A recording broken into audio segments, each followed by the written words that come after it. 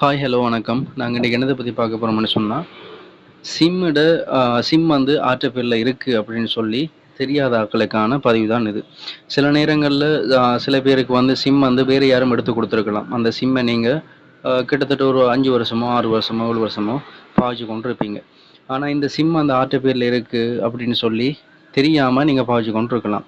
சரி.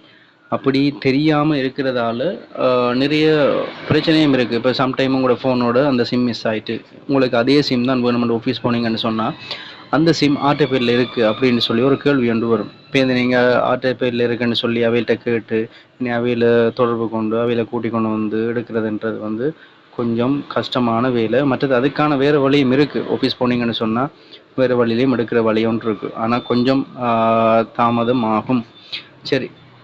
இப்ப உங்களோட சிம் வந்து ஆட்டோபேல இருக்கு அப்படின்னு சொல்லி செக் பண்ணுறதுக்கான ஒரு கோட் நம்பர் ஒன்று இருக்கு. அந்த என்ன கோட் நம்பர்ன்னு சொன்னா, #123 #132#.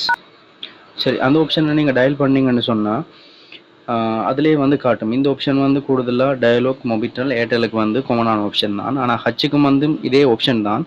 ஆனா ஹச்சுக்கு இதே ஆப்ஷனை கொடுத்து நீங்க கீழே கோலன்னு கொடுத்தீங்கன்னா மெசேஜில் தான் காட்டும்.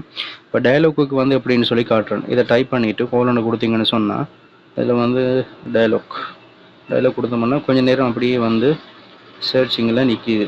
சர்ச் ஆனதுக்கு பிறகு இதில் காட்டுது பாருங்கள், நம்பர் 1ல காட்டுது ஓனர்ஷிப் கன்ஃபர்மேஷன் அப்படின்னு சொல்லி ஒரு ஆப்ஷன் வந்து காட்டும். அதை ஒன்று நாங்கள் கொடுத்துட்டு சென்ட்னு சொல்லி கொடுப்போம். கொடுத்தோம்னு சொன்னால் கொஞ்சம் நேரம் சர்ச் ஆகும். சர்ச் ஆனதுக்கு பிறகு இதில் வந்து காட்டுது ஆட்டோபேல இருக்குது அப்படின்னு சொல்லி காட்டுது. நீங்களும் இதே மாதிரி இதே ஃபார்மேட்டில் ஒருக்கா ட்ரை பண்ணி பாருங்கள். பார்த்தீங்கன்னு சொன்னால் ஆட்டோபேல இருக்குது என்னென்னு சொல்லி உங்களுக்கும் காட்டும். சரி, இதே மாதிரி உங்களுக்கு வேறு தகவல்கள் இல்லாட்டி உங்களுக்கு தெரியாத தகவல்கள் எதுவும் தேவைன்னு சொன்னால் கீழே கமெண்ட்ஸில் தா ஒரு பதிவு ஒன்று தாங்க, நான் அதுக்கு பதில் ஒன்று தாரேன். முடிஞ்ச அளவுக்கு இந்த சேனலை சப்ஸ்கிரைப் பண்ணுங்கள். என்னால் முடிஞ்ச ஒரு சின்ன சின்ன வீடியோஸ் சரி போட்டு